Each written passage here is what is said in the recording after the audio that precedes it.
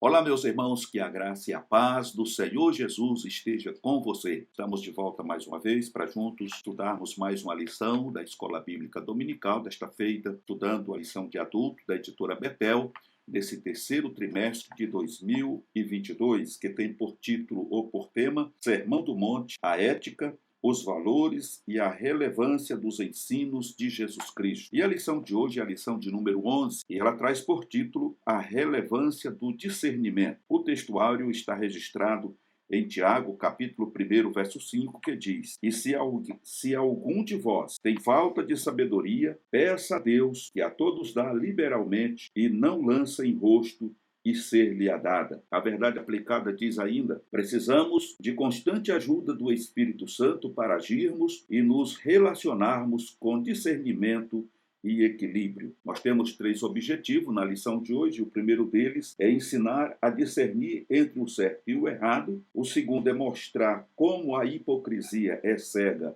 e injusta. E o terceiro é destacar a santidade e a riqueza do Evangelho. O texto de referência está registrado em Mateus, capítulo 7, a partir do versículo 1 até o versículo 5, que diz assim: Não julgueis, para que não sejais julgados, porque com o juízo com que julgardes, sereis julgados, e com a medida com que tiverdes medidos, vos hão de medir a vós. E porque reparas tu no argueiro que está no olho do teu irmão, e não vês a trave que está no teu olho? Ou como dirás a teu irmão: deixa-me tirar o argueiro do teu olho, estando uma trave no teu olho? Hipócrita, tira primeiro a trave do teu olho, e então cuidarás em tirar o argueiro do olho do teu irmão. Meus queridos irmãos, e assim nós passamos aqui a introdução desta aula, aonde Jesus desenvolve um tema da natureza, o tema da natureza da vida do reino para seus discípulos, e agora passa a alertá-los sobre as tentações que podem surgir em seus relacionamentos pessoais, conforme registra Mateus, do capítulo 7, do verso 1 até o versículo de número 2. E assim nós vamos estar vendo nesse primeiro ponto, discernindo entre o certo e o errado. Nós sabemos, meus queridos, que comumente as mesmas características que nos aborrecem nos outros são as que temos também. Jesus nos ensina que devemos examinar nossas motivações e nossa conduta em vez de julgar o próximo. É praticamente algo natural a gente aborrecer outras pessoas e outras pessoas nos aborrecer. O problema maior aqui, conforme o Senhor está colocando, é que nós precisamos discernir o certo e o errar. Geralmente, a gente quer que as pessoas estejam acima da média, quando, na verdade, nós estamos muito aquém dela. Muitas vezes, em outras palavras, nós queremos que as pessoas sejam santas, mas nós não estamos preocupados com a nossa santidade. Você lembra dos atos dos fariseus, dos mestres da lei da época de Jesus? Eles exigiam muitas coisas dos discípulos, mas eles não estavam dispostos a fazer nada. Então, quando Jesus se refere no texto que antes de eu tirar o argueiro do olho do irmão, eu preciso primeiro tirar a trave que está no meu olho. Porque se ele está pecando, eu com certeza também estou em pecado. Então eu não posso me julgar e estar acima do bem e do mal para querer guiar a vida do meu irmão, da minha irmã. Aqui o comentarista começa dizendo que comumente as mesmas características que nos aborrecem nos outros são a que temos. E Jesus aqui está nos ensinando que devemos examinar nossas motivações e nossa conduta em vez de julgar o próximo. Mateus capítulo 7, verso 1. E aí ele começa dizendo: não julgueis, conforme está no texto que nós acabamos de ler, no versículo 1, não julgueis para que não sejais julgados. Porque todas as vezes, irmãos, que eu julgo alguma coisa sem conhecimento de causa, sem olhar para mim mesmo, sem ver se eu estou em condições de julgar, até porque esse papel não cabe a mim, não cabe a você, mas dentro dessa mania de muitas vezes querermos ser a palmatória do mundo, muitas vezes nós tomamos o lugar de Deus, e quando eu assumo o lugar de julgador, eu estou tirando de Deus a oportunidade de tratar. O Senhor começa dizendo no versículo 1, não julgueis para que não sejais julgados. Jesus dedicou um espaço considerável para condenar os líderes religiosos, por sua hipocrisia, eles eram hipócritas, se tornaram hipócritas quando eles apontavam o dedo para alguém que estava fora do contexto religioso, fora do contexto das normas regidas pela religião de então, mas eles se esqueciam de olhar para eles e ver que eles estavam muitas vezes em situação muito pior. Então, nós vemos aqui, diante dessa hipocrisia, que os levava a uma aparência externa de justiça para serem elogiados pelas pessoas, conforme registra Mateus, capítulo 6, verso de 1 a 18. Agora, reconhece que seus discípulos também podem cair na mesma hipocrisia. Mateus capítulo 7, verso 1 a 5. Em seguida, adiciona uma palavra de advertência sobre o extremo oposto de não discernir. Mateus 7, verso 6. A ordem de Jesus, não julgar os outros, pode ser a mais amplamente citada de suas declarações. Muitas pessoas usam esse versículo na tentativa de silenciar seus críticos, interpretando que Jesus queria dizer: você não tem o direito de me dizer que estou errado. A questão aqui é saber como lidar com o julgamento, quais os critérios e em que medida se deve usar. Então, meus amados irmãos, nós precisamos ter esse dom do discernimento. Quando nós vamos tratar de alguma questão que envolve uma prática pecaminosa diante de Deus, nós precisamos nos examinar, saber se nós estamos em condição de chamar a atenção daquela pessoa, de tratar aquele problema, sem estar na mesma posição em que se encontrava os religiosos, os líderes religiosos da época, que eles ostentavam algo exterior, mas eles estavam muito mais contaminados, muito mais inseridos nesse contexto de juízo e de pecados, muitas vezes não confessados, mas estavam ali julgando as pessoas e muitas vezes condenando até a morte. Nós vemos naquele episódio, quando Jesus liberta aquela mulher adúltera, nós vemos ali que os sacerdotes, os religiosos, ele não era diferente dos demais. Ele também tinha os seus casos, ele também pulava a cerca, fazia as coisas erradas, mas ele estava ali na frente, liderando aquela multidão, para apedrejar aquela mulher. Então, aí é que está o perigo. Então, Jesus ali joga água fria naquela fervura, quando disse: se algum de vós não tiver pecado, seja o primeiro a tirar pedra nesta mulher. E o resultado que nós temos ali, irmão, é que aquelas pessoas foram se retirando de uma por uma, até ficar apenas Jesus e aquela mulher. Então, nós precisamos ter cuidado quando nós vamos julgar alguém, quando nós vamos apontar o erro de alguém, para que não venhamos cair nessa tentação diabólica e mais tarde venhamos ser julgados. Não julgueis, para que não sejais julgados, porque o Senhor é o nosso juiz. O Senhor é o juiz e Ele conhece o passado, o presente e o futuro. Então não adianta disfarçar. Se nós não estamos em condições de fazer nada por alguém, vamos cuidar de nós mesmos. Porque, aliás, esse é o conselho de Jesus. Primeiro, está aqui no texto: por que reparas tu no argueiro que está no olho do teu irmão e não vês a trave que está no teu olho? Tira primeiro a trave do teu olho e então cuidarás em tirar o argueiro do olho do teu irmão. Então esse é o segredo. Primeiro eu tenho que examinar, como ensina Paulo: examine-se o homem a si mesmo. Ali é a questão da ceia, mas aqui não é diferente. Eu não posso apontar para alguém algo que eu faço até pior, porque eu estaria sendo um hipócrita, e os hipócritas não herdarão o reino dos céus. Louvado seja o nome do Senhor Jesus. Nesse contexto, Jesus está nos alertando quanto à importância de distinguir o certo do errado. Essas palavras não aludem a toda modalidade de julgamento, conforme está registrado em Mateus capítulo 7, verso 20, e 1 Coríntios capítulo 5, verso 12, mas ao julgamento censurador, injusto, que não pode ser justificado. Muitos intérpretes acreditam que Jesus se referiu às atitudes e ações dos fariseus, que censuravam aos outros em tudo sem jamais reconhecerem a presença de qualquer defeito neles mesmos. Essa era a atitude típica deles. Paulo ilustra ainda que esse ensino, nesses ensinos, escrevendo aos Romanos, ali no capítulo 2, versículo 1, os versículos 17 a 24 de Romanos e capítulo 2 aludem diretamente ao judeu que julgava o gentil, mas que fazia a mesma coisa que ele. O camarada aponta para o defeito do outro. Nós vemos ali, quando Jesus aponta ali o fariseu que tinha prazer em orar nas esquinas, nas praças, todo emaranhado, sem lavar o rosto, simplesmente para que as pessoas, ao passarem por ele, pudessem observar e ver que ele estava jejuando, elogiá-los, dizendo: este é um santo homem de Deus. Mas essas mesmas pessoas que, quando oravam, elas colocavam diante de Deus todos os seus feitos, como se Deus fosse cego, como se Deus não estivesse vendo.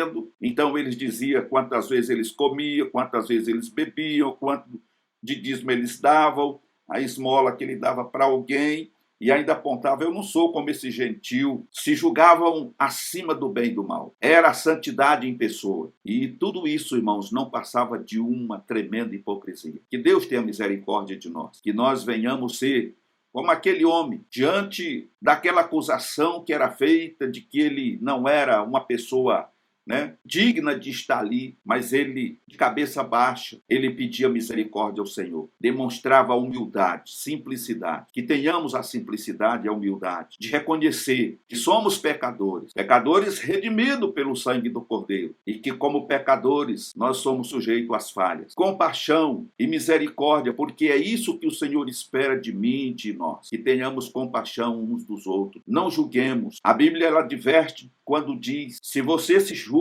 está em pé para que não caia. Preste atenção para que você não venha a cair, talvez num buraco muito mais fundo e muito maior do que essa pessoa caiu. Seja companheiro, seja amoroso, seja compassivo, ajude as pessoas nos seus momentos de fraqueza, e tenho certeza que você receberá galardão por isso. Mas, infelizmente, e é preciso dizer isso, há pessoas que têm prazer na derrota das outras, tem pessoas que têm prazer na desgraça dos outros, e quanto mais fundo aquela pessoa puder chegar, para essas pessoas é melhor. Elas sentem prazer, elas sentem alegria em empurrar essas pessoas ao abismo. É como se elas fossem instrumento de Satanás, porque é isso que parece ser. Mas que Deus tenha misericórdia de nós e nos ajude a não sermos juiz, porque só há um juiz e é ele que julga de acordo com aquilo que nós fazemos. Louvado seja o nome do Senhor Jesus. Aqui o ponto 2 diz que quem julga será julgado. A exigência de Jesus aqui é que seus discípulos não sejam inclinados a julgar e a censurar ninguém, conforme registra Romanos, capítulo 14, do verso 10 a 13, Tiago, capítulo 4, do verso 11 a 12. A firmeza do compromisso dos discípulos com o reino de Deus e a justiça exigida deles não os autoriza a adotar uma atitude julgadora. Os que julgam assim serão julgados, não pelos homens, o que traria pouca consequência, mas por Deus, o que se adequa ao tom solene do discurso. O discípulo que toma sobre si a tarefa de julgar o que o outro faz, usurpa o lugar de Deus. Romanos capítulo 14, verso 10. E por isso tem de responder a ele. Responder a ele quem? A Deus. John Stott nos diz que a ordem para não julgar não é uma exigência para ser cego, mas antes um pedido para ser generoso. Jesus não nos pede que deixemos de ser homens, suspendendo nosso poder de crítica que ajuda a nos distinguir dos animais, mas que renunciemos à presunçosa ambição de ser Deus, arvorando-nos em juízo. Então, nesse ponto em particular, principalmente o ministério da igreja, quando temos um caso a tratar, nós temos que ter muito tato, muita humildade, muito amor, muita benevolência e empatia. Porque nós precisamos nos colocar, irmãos, no lugar daquela pessoa, sentir o que se passa com aquela pessoa, o que levou ela a tomar aquela atitude. É claro que, biblicamente falando, É preciso uma disciplina. Como o próprio comentarista nos mostra aqui, nós não podemos ficar cego, fazer vista grossa para o pecado, para os erros, porque o Senhor exige santidade. Mas também não podemos usurpar o poder de Deus, nos colocar na cadeira de juiz e julgar sem piedade, sem amor e sem compaixão e sem misericórdia. Então, por isso, temos que ter simpatia e julgar de acordo com as Escrituras, tratar do assunto, tratar da causa, eliminar a causa para poder combater o efeito, trazer muitas vezes a disciplina, deixar aquele irmão ou aquela irmã em disciplina por um período, interceder por ela, por ele, com amor, para que o nome do Senhor seja glorificado. E por outro lado, quando falamos de membresia da igreja, nenhum cristão, assim como Jesus adverte aqui os seus discípulos, não dando a eles esse direito de julgar ninguém, a mesma coisa deve acontecer com a igreja, no modo geral, mesmo sendo conhecedor do problema, mesmo sendo conhecedor da atitude daquele irmão, daquela irmã, não me compete entrar no mérito da questão para julgar, para condenar, para jogar aquela pessoa para fora. Mas, pelo contrário, eu devo me compadecer dela, orar por ela e levar o caso ao ministério da igreja, ao pastor da igreja, porque muitas vezes ele não percebeu ainda. Pastor, eu tenho notado isso e isso. Então, a partir dali, o pastor, o ministério, sei lá, a direção da igreja vai começar a visualizar aquele ponto. Mas também não se coloque numa sinuca de bico, porque se você apenas está achando, achômetro, irmão, não leva a lugar nenhum. Você pode ser inquirido e aí você pode ser condenado por calúnia, por difamação. Então é preciso ter cuidado. Não meta sua mão aonde não é chamado. A melhor coisa, irmãos, é orar. Ninguém, até hoje, eu percebi ou vi que alguém que use de engano permaneça na congregação dos justos. Mais cedo ou mais tarde, o Senhor trará tudo à tona. Tudo que está em oculto será revelado. Então é preciso ter muito cuidado, porque você pode enganar por um tempo, mas não vai conseguir enganar por todo o tempo. A mentira, ela uma hora ou outra vai cair por terra e a verdade vai aparecer. Mas compete à igreja ter compaixão e misericórdia daqueles que estão no fio da navalha, para que o Senhor trate com eles, porque o Senhor sabe tratar sem matar. O homem mata e destrói, mas o Senhor não. Louvado seja o nome do Senhor Jesus. Diz aqui ainda, Jesus alerta os seus discípulos sobre o erro de se colocarem acima de outros para declará-los culpados diante de Deus. Devemos ter cuidado para não fazer esse tipo de julgamento, porque nós também seremos julgados por cometer um pecado pior do que aquele que estamos denunciando. Tiago, capítulo 4, verso 12. Quando julgamos uma pessoa, podemos fazê-lo exagerando os fatos ou subestimá-los, e é difícil para nós encontrar o meio termo. Além disso, mencionar as fraquezas dos outros é, ao mesmo tempo, minimizar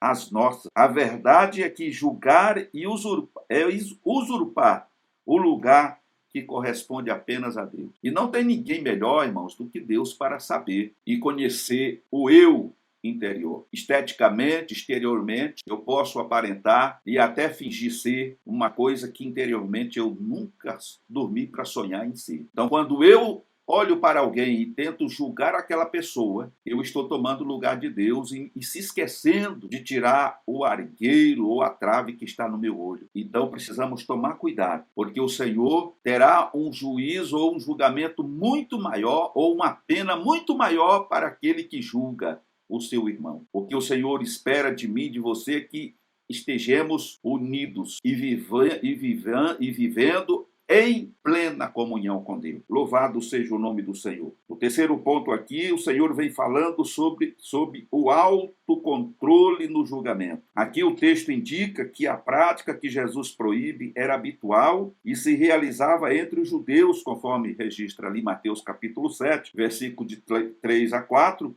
e João capítulo 8, versículo 15. Aparentemente, algumas pessoas têm uma necessidade psicológica de descobrir e divulgar defeitos em outras pessoas. Ninguém pode evitar formar uma opinião sobre outras pessoas e práticas. Desde a infância aprendemos a importância de distinguir entre o bom e o mal, o belo e o feio, certo e errado. Ser capaz de analisar criticamente um objeto, ou seja, distinguir objetivamente entre os elementos, virtudes, características, é uma capacidade necessária na vida. Enfim, é preciso ter humildade para entender que nosso julgamento sobre as pessoas é apenas uma opinião, a expressão da qual podemos e devemos controlar, conforme o Salmo 34, verso 13 e Tiago, capítulo 3. Então, existem várias razões, irmãos, pelas quais o crente não deve praticar críticas destrutivas. Aquele que pratica julgamento destrutivo garante duas coisas: seu próprio julgamento da parte dos outros e da parte de Deus. O grau ou gravidade desse julgamento, conforme Mateus 7:2, quando julgamos os outros sem misericórdia, Deus nos julgará sem misericórdia. Um espírito generoso e misericordioso para com os outros geralmente desperta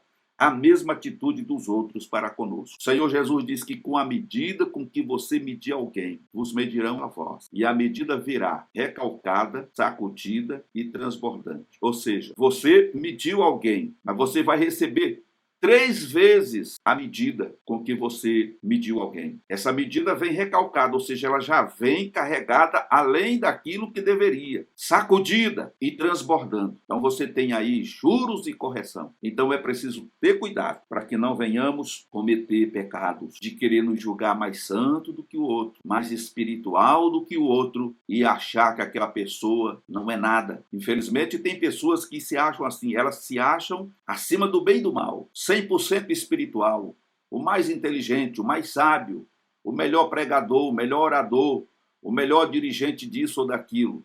Cuidado, cuidado para que você não caia, não se glorie em ti mesmo. Se você se gloriar, se glorie em Deus, pois Ele sim é digno de toda honra, de toda glória e de todo louvor. Se Deus tem te usado, glorifique o nome do Senhor, tribute a Ele toda honra e toda glória, porque é Ele que tem te capacitado, é Ele que está te usando. Louvado seja o nome do Senhor. Mas nunca se julgue melhor do que alguém. Discernindo a natureza das coisas. É o que vem trazendo aqui o tópico 2. Jesus nos ensina que o homem só pode ver o exterior e, portanto, não pode entender o que está na mente e no coração de outrem, conforme registra 1 Samuel, capítulo 16, verso 7, na parte B. Então, isso é uma verdade. Eu vejo o que está no exterior, mas não consigo ver o que vai no coração e na mente do irmão, da irmã. Mas o Senhor conhece. Louvado seja o nome do Senhor. No primeiro ponto, aí o Senhor nos alerta aqui, nos aconselha sobre a questão do argueiro e a trave. Aí nós vemos aqui o comentário de John Stott, quando ele nos diz que a trave descrita por Jesus se refere a um pedaço comprido de madeira lavrada que se usava na estrutura de um prédio. Quem estivesse atrás dessa madeira não poderia ver, nem determinar precisamente a verdadeira natureza das coisas. O argueiro era uma lasquinha ou um pequeno cisco. Tanto o homem que estivesse atrás de uma trave, quanto o que tinha um cisco estava impedido ou estavam impedidos de ver corretamente. Jesus estava dizendo que se uma pessoa não consegue ver corretamente, como pode, de alguma maneira, fazer juízo? Então, se a pessoa tem uma trave, está por trás de uma trave, e o outro está lá do outro lado com cisco no olho, como é que ele vai de lá conseguir enxergar o cisco que está no olho daquela pessoa para tirar? Primeiro, ele tem que sair de trás daquela trave, como diz aqui o texto, ele tem que tirar a trave da frente do seu olho, e se aproximar daquela pessoa para depois conseguir enxergar e ver o cisco que está no olho daquela pessoa e talvez conseguir tirar. Então Jesus está dando esta lição, conforme registra Mateus capítulo 7, do verso 3 a 4. Então Jesus está dizendo que não é errado ajudar um irmão a tirar um cisco do olho. Errado é uma pessoa com uma viga no olho oferecer ajuda que está com cisco no olho. Em outras palavras, Jesus está dizendo assim: como você está cometendo os piores pecados, quer agora limpar o irmão ou quer julgar ele por causa do pecado que ele praticou? Você é um hipócrita, porque primeiro você precisava se consertar, para depois ajudar o irmão a se consertar. Como é que você sujo pode limpar alguém que está sujo? Para mim limpar alguém que está sujo, eu preciso estar limpo. Louvado seja o nome do Senhor Jesus. Portanto, irmãos, o nosso julgamento, ele sempre vai ser parcial, porque nunca temos todas as evidências evidências necessárias para um julgamento completo. Além disso, somos por natureza tendenciosos, arbitrários, subjetivos em nosso julgamento. No olho alheio estava o cisco, na visão de quem julgava estava uma trave. Isso indica que o julgamento que fazemos acerca de outros pode dizer mais sobre nós do que sobre a pessoa que pretendemos julgar. Em muitas situações, aquele que julga é ainda pior do que quem está sendo julgado. Infelizmente, é assim que acontece em todos os âmbitos da sociedade. O Senhor nos traz uma advertência que entre nós, o povo de Deus, não pode ser dessa forma. Tem que ser diferente. Nós temos que seguir o modelo bíblico, o modelo que o Senhor nos deu. Que o Senhor tenha misericórdia de nós, porque grande julgamento haverá naquele dia. E com certeza muitos lamentarão naquele dia pela ingratidão e pelo julgamento precipitado que fizeram. Que Deus tenha compaixão e misericórdia de nós. Mas existe um remédio. E no ponto 2, nós vemos aqui como vencer a hipocrisia. E o comentarista diz aqui que a hipocrisia consiste em duas coisas. O hipócrita não reconhece o seu próprio pecado, que é maior que o pecado alheio. Depois finge justiça ou interesse espiritual, ordenando que os outros endireitem suas vidas. Fingir interesse espiritual era a característica mais notável dos fariseus, conforme está registrado ali no texto que lemos, Mateus capítulo 7, verso 5. Para esclarecer a questão, Jesus escolhe o olho como ilustração, pois é uma das partes mais sensíveis do corpo humano. Chega a ser ridícula a atitude de um homem com uma trave no olho, tentando remover um cisco do olho de outro. Os fariseus viam os pecados dos outros, mas não conseguiam enxergar as próprias transgressões. Jesus usou o olho como ilustração para nos ensinar a ter uma perspectiva espiritual da vida, conforme está registrado em Mateus, capítulo 6, versículo 22 a 23. Então, nós só podemos nos livrar da hipocrisia quando nós seguimos o conselho de Jesus, buscando essa perspectiva espiritual da vida. Só através do Espírito Santo. E quando isso, eu reconheço que também sou pecador, como já falei no início, não condenando ninguém à morte, ao inferno. Infelizmente, muitos utilizam-se de texto bíblico para dizer, usando aquelas frases de Paulo, vamos entregar esta vida nas mãos de Satanás. Não é dessa forma, irmão. O Senhor Jesus pagou um alto preço por todas as vidas. É muito melhor, muitas vezes, irmãos, termos um desviado na igreja, um desmantelado dentro da casa do Senhor, do que lá no mundo, nas garras de Satanás. Termos paciência. Veja que Paulo diz que nós precisamos suportar os mais fracos. Também diz que precisamos ajudar a carregar os fardos uns dos outros. Mas, infelizmente, muitos não querem. Eles querem logo se ver livre daquela pessoa. E principalmente numa época em que o que fala mais alto é o financeiro. Se aquela pessoa é pobrezinha, se aquela pessoa não é ofertante, não é dizimista, é melhor jogar para fora mesmo, porque aquela pessoa não serve para nada. Então eu não vou gastar, munição com aquela pessoa, não vou perder tempo com aquela pessoa, o meu tempo é importante, eu preciso ganhar mais dinheiro. Nós estamos vivendo essa época da banalização, mas essas pessoas um dia estarão diante do trono branco para serem julgadas. E pelas tuas palavras serás julgado, e pelas tuas palavras serás condenado. Então que tenhamos cuidado. Vamos tratar a igreja do Senhor com carinho, porque o Senhor pagou um alto preço. Lembre-se, a igreja não é sua. A igreja é do Senhor Jesus. Você é simplesmente um mordomo. Você é alguém que Deus confiou uma tarefa. Então você precisa cuidar muito bem das ovelhas do Senhor, para saber tirar os carrapichos, desenroscar elas dos espinheiros, do espinhal e buscar a que se perdeu. Essa é a função do verdadeiro pastor. Você não foi chamado para estar sentado num trono de ouro, porque o trono pertence a Cristo. Você foi chamado para trabalhar e cuidar das ovelhas no curral, dioturnamente. Então, deixe de ser hipócrita, se aproxime mais do Senhor Jesus e procure ter mais comunhão com o Espírito Santo, para que você possa enxergar os seus erros, se consertar diante do Senhor e depois de limpo, você ajudar aquele que está sujo, está necessitado e livrá-los do fogo do inferno. Louvado seja o nome do Senhor. Pois é muito comum, meus irmãos, negligenciarmos os nossos pecados e imediatamente descobrirmos pecado nos outros. Aqueles que têm pecado dificilmente saberá como remover os pecados alheios, especialmente se os seus próprios são mais graves que os dos outros. Um bom discípulo de Cristo, além de cuidar de si mesmo e manter-se vigilante, deve também corrigir e orientar seus faltosos irmãos e irmãs, conforme está registrado em Gálatas, capítulo 6, versículo 1, e Tiago, capítulo 5, verso 19 a 20. Porém, essa é uma tarefa que só pode ser realizada a partir de uma vida humilde. Mesmo que você esteja com a sua vida no prumo de Deus, você precisa, conforme lemos aqui, irmão, você precisa ter humildade para tratar com os outros acerca daquilo que eles estão errando, pecando. Tenha cuidado, não seja grosseiro, grosseira, ríspida, ignorante, mas tenha amor, seja mansa, seja manso, porque é assim que nós conseguimos ganhar as pessoas para Jesus. Louvado seja o nome do Senhor. E no terceiro ponto nós vemos aqui sobre o perigo de não discernirmos ou de não termos discernimento. Jesus aborda aqui nesse ponto um problema no extremo, oposto do julgamento hipócrita, a ingênua aceitação das pessoas sem discernir suas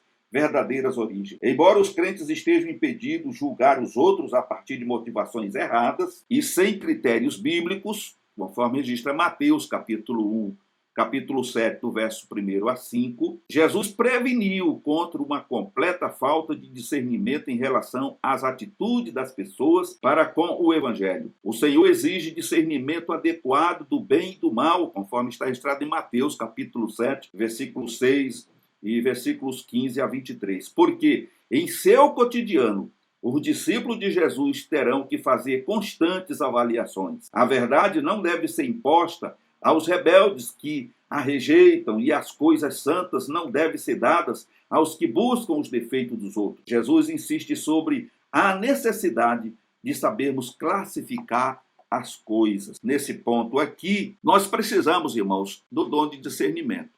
E aqui nós vamos tratar de um outro ponto. Nós temos observado, nesses últimos anos, pessoas que muitas vezes vêm para o nosso meio e muitas das vezes, no afã de receber aquela pessoa, não se procura conhecer de fato aquele irmão, aquela irmã, aquele obreiro, principalmente obreiro, da onde vem, por que está vindo, como foi, qual é a sua história, e muitas vezes, irmãos, por falta de discernimento, nós arrumamos um problema muito sério depois. Então, é preciso que nós sejamos homens de Deus, mulheres de Deus, que tenha o dom do Espírito Santo de discernir, de procurar conhecer, né? Não entrar numa canoa furada pela aparência, pela maneira bonita de expressar daquela pessoa. Porque eu já vi muitos problemas acontecerem, ministerialmente falando, por conta de a pessoa chegar e já ser abraçada, né, e já ovacionada, e não demora muito, aquela pessoa, ela mostra para o que veio. E aí é tarde para você mudar as coisas. É preciso que haja critério, né?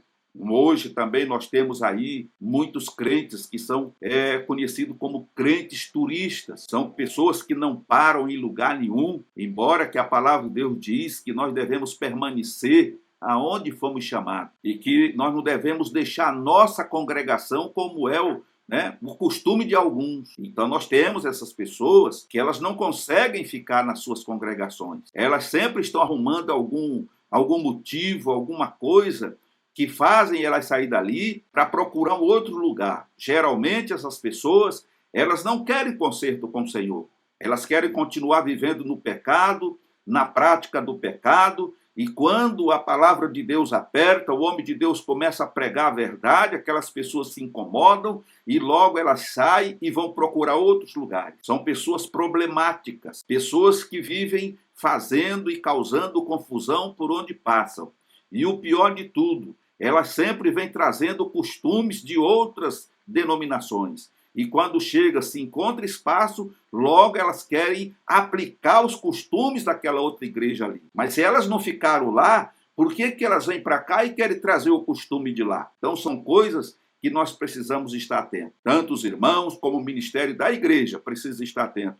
Porque, infelizmente, existe essa classe de crentes turistas que vive de cima para baixo e de baixo para cima. Louvado seja o nome do Senhor Jesus. Como povo de Deus, temos o privilégio de lidar com as coisas santas do Senhor. Ele nos confia as verdades preciosas da palavra de Deus e devemos cuidar delas com todo zelo, 2 Coríntios, capítulo 4, verso 7. Se não deve haver trave que nos impeça de remover o cisco, por outro lado, não pode existir cegueira que nos impeça em algumas situações de discernir sobre o contexto e a maneira como as pessoas estão lidando com o conteúdo do Evangelho que está sendo compartilhado.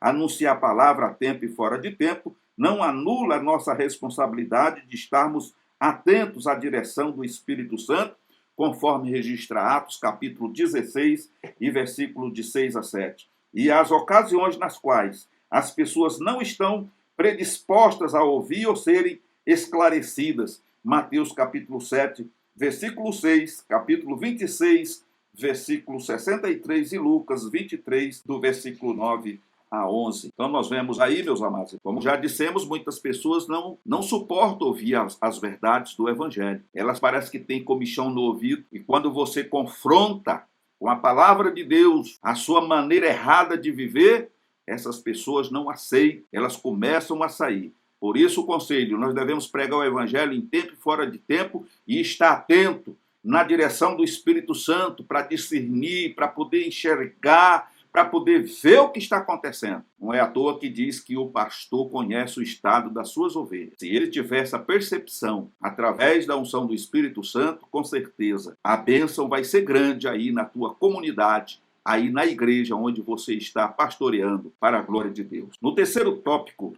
nós vamos estar falando aqui sobre o discernimento, ou discernindo entre o digno e o indigno. E nesse último ponto, Jesus se vale de figuras de linguagem para ensinar a seus discípulos que as coisas santas não podem ser dadas para aqueles que não querem ou que não tenham capacidade para apreciar os valores espirituais, conforme está registrado em Mateus, capítulo 7, verso 6. Por exemplo, os cães. Aqui nós vemos Herbert Lockyer nos diz que o Senhor se refere aqui a cães selvagens e rosnadores que se voltam e mordem a mão daqueles que os alimentam. Os cães do Oriente são mais selvagens e vivem mais em matilhas do que os nossos cães domesticados. Alimentam-se de carniça e lixo, e são mais sanguinários do que os do Ocidente. Era esses que Jesus tinha em mente quando os usou em referência aos que de forma selvagem odeiam a verdade. Jesus quer que seus discípulos sejam inteiramente inofensivos em seu relacionamento com os outros, mas ao mesmo tempo que reconheçam que nem todos estão sempre em condições de serem abordados para ouvirem e conhecerem o Evangelho, conforme Mateus capítulo 7, versículo 6, parte B. Lendo aqui esse texto, nós temos aqui algumas vertentes. Seguir aqui o raciocínio do comentarista e falar sobre aquelas pessoas, conforme diz aqui o início, nesse último ponto, Jesus se vale de figuras de linguagem para ensinar a seu discípulo que as coisas santas não podem ser dadas para aqueles que não querem ou que não tenham capacidade para apreciar os valores espirituais. Eu abro aqui um parênteses para dizer o quê? Que muitas vezes, precipitadamente, você traz alguém para perto de você, que eu estou falando do ministério, separa alguém para o ministério, tem conhecimento de causa, de que aquela pessoa realmente tem chamada para a obra de Deus, é chamado por Deus para o ministério, e você passa a alimentar um cão raivoso, conforme está descrito aqui. E mais tarde esse cão vai te morder, vai morder a mão daquele que está alimentando. Então é preciso que nós tenhamos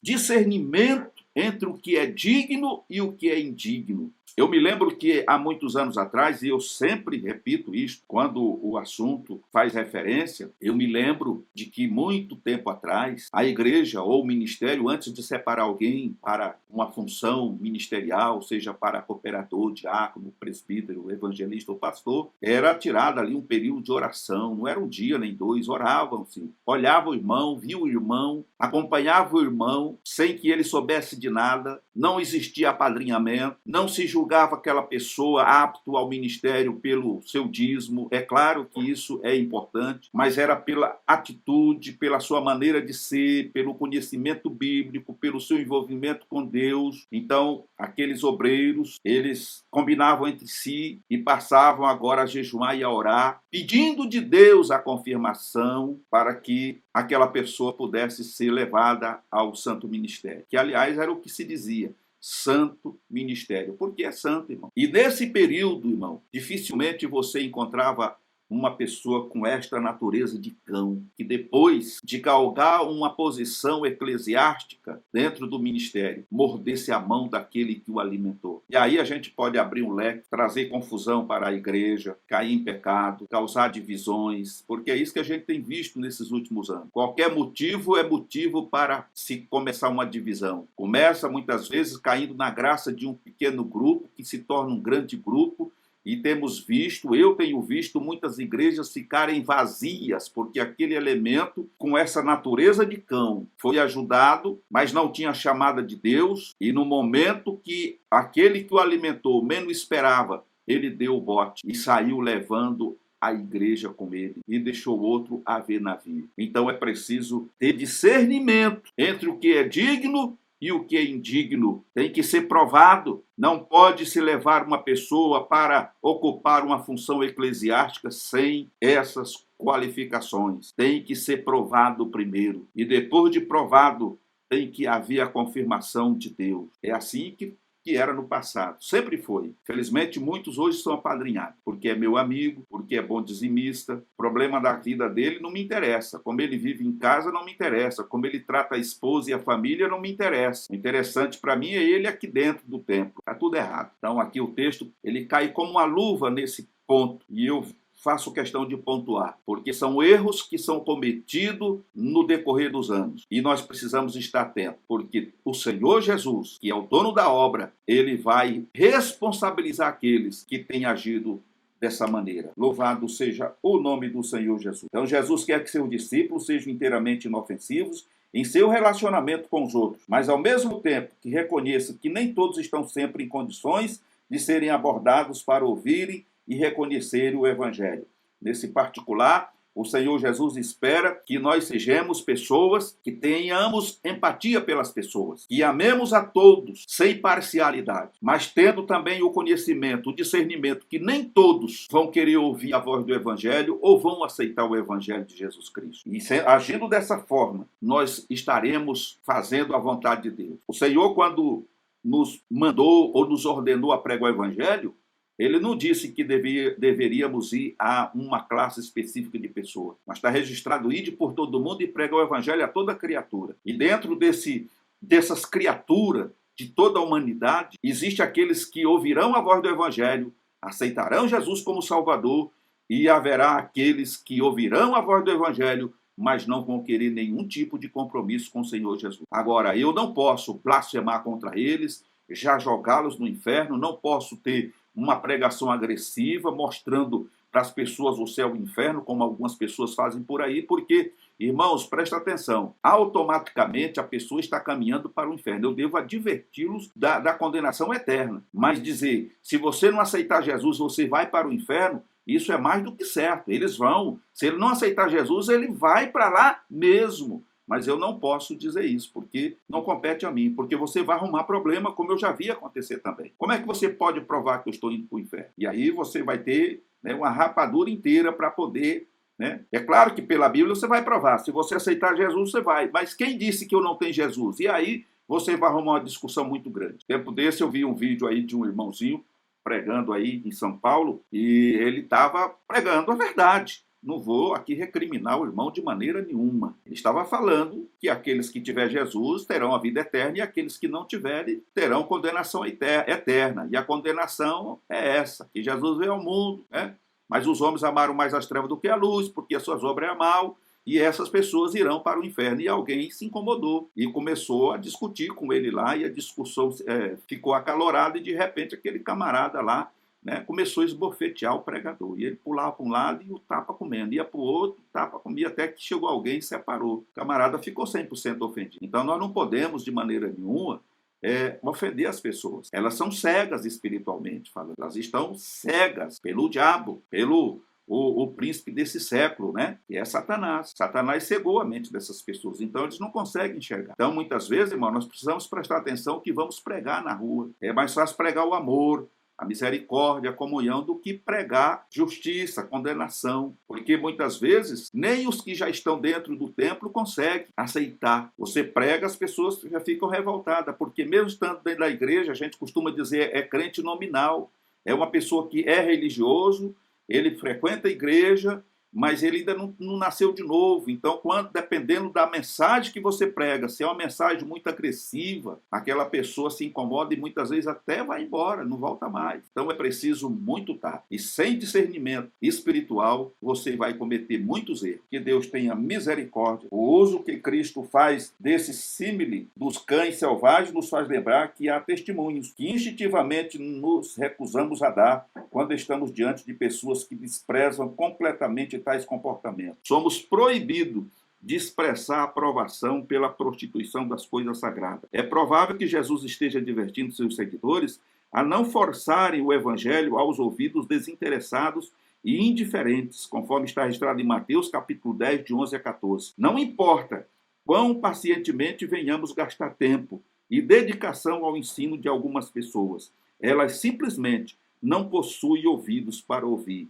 Mateus capítulo 11, versículo 15, capítulo 13, do verso 13 a 15. Então, como dissemos, muitas vezes nós vamos gastar muito tempo falando de Jesus para alguém e a pessoa está dando ouvido de mercador. Ou entra no ouvido e sai no outro. Precisamos ter discernimento e entregar a pessoa nas mãos do Senhor. É o melhor que muitas vezes fazemos. Senhor, nós falamos do teu amor para essa pessoa, mas ela não deu ouvido. Então, Senhor, é contigo. Seja feita a tua vontade. E de repente, mais tarde, Deus tem a misericórdia dela, ela ouve de outra pessoa a voz do evangelho, abre o coração, o Espírito Santo convence ela do pecado, da justiça e do juízo, e então ela se volta para Deus e quem sabe um dia você se encontra com aquela pessoa e ela vem te cumprimentar com a parte do Senhor. Então Deus sabe trabalhar, ok? Então não podemos já condená-la ao inferno, julgar ela, você vai para o inferno. Não, de maneira nenhuma. E aqui, para concluirmos, o Senhor vai falando sobre a questão dos porcos. Essa analogia foi usada por Cristo para mostrar como as pessoas reagem quando estão vivendo em rebelião aberta contra Deus. Pessoas rebeldes que teimosamente rejeitam sua verdade e fecham suas mentes e corações ao conhecimento espiritual, conforme registra 2 Pedro, capítulo 2, versículo 22. Isso não significa que devemos nos abster de ensinar o evangelho para aqueles que são párias da sociedade. O próprio Jesus comia com pecadores e publicanos e os ensinava, conforme está registrado em Mateus, capítulo 9, verso 10. A ideia aqui é que é inútil continuarmos pregando a verdade àqueles que a recusam. Assim como um porco não conseguiria entender nem apreciar a grande beleza e valor das pérolas, esses tais jamais poderiam entender o valor e a grandeza das verdades divinas, conforme 1 Coríntios, capítulo 2, e verso 14. Então, essa é a questão, né, crucial. Muitas vezes você já vem evangelizando aí, quem sabe, o teu marido, ou você evangelizando a tua mulher, o teu filho. Ele já até tem um conhecimento da palavra de Deus, tanto você falar, de mostrar para ele, e tal, e etc. Mas ele continua na prática do pecado. Então, nesse caso, irmão, as Escrituras nos afirma quando diz que não é por força e nem por violência, mas é pelo meu Espírito, diz o Senhor. Se você já evangelizou, se você já mostrou para ele, já tentou levar ele à igreja, muitas vezes ele vai na igreja, participa do culto simplesmente para te agradar, mas ele fica o tempo todo alheio, ele não está ali, os seus ouvidos estão tapados, ele não está absorvendo nada. Então, a única coisa é: coloca ele nas mãos do Senhor. Deixa Deus agir. Se ele for chamado à salvação, ele virá, sorrindo ou chorando, ou gemendo, ele virá. Se ele for escolhido, se ele foi chamado à salvação, no tempo certo ele virá. Mas não force a amizade. Tem muitos casais que estão hoje em pé de guerra porque a mulher quer que o marido vá de qualquer maneira para a igreja. E ela força a amizade. E ao invés de trazer alegria, de trazer uma comunhão, traz confusão. O camarada sai de casa e vai para o bar. E fica lá até meia-noite. Quando vem para casa, a mulher já está dormindo com as crianças e ele vai e se deita. Por quê? Porque ele não suporta mais ouvir a mulher falar de Jesus. Então é preciso ter discernimento. Entrega o teu caminho ao Senhor, confia nele e o mais ele fará. Espera com paciência no Senhor e ele vai se inclinar para ti, vai ouvir o teu clamor. É isso que precisa ser feito. Quando a gente fala de família, o testemunho, o seu testemunho como cristão, como cristã, deve falar mais alto do que palavras. Pessoas hoje elas estão mais para ver, para crer, do que crer para ver. Então, Pense nisso. Então nós vemos aqui que, embora os crentes estejam impedidos de julgar os outros, conforme Mateus 7, de 1 a 5, Jesus preveniu contra uma completa falta de discernimento em relação à atitude das pessoas para com o Evangelho, com o que é santo. Essas pessoas profanas são aquelas que, quando apresentadas ao Evangelho, recebem-no com desprezo e escárnio. Jesus fez uso desses animais como símbolo para ilustrar a natureza de alguns homens. Precisamos usar de cautela com tais pessoas, não evitando ajudá-las quando isso for possível, mas sem fazer do Evangelho um verdadeiro motivo de zombaria da parte delas. Quem sabe você, né, já caiu nesse erro aqui. Começou a falar de Jesus e a pessoa começou a escarnecer, começou a zombar, começou a dar risada. Feche a sua boca, irmão. Vai orar. Deixe Jesus agir. Irmão, faça isso. Você já falou para os seus filhos, para o seu filho, para a sua filha, e ela critica, ela zomba. Abra só para Jesus. Fale com ele. Coloque nas mãos do Senhor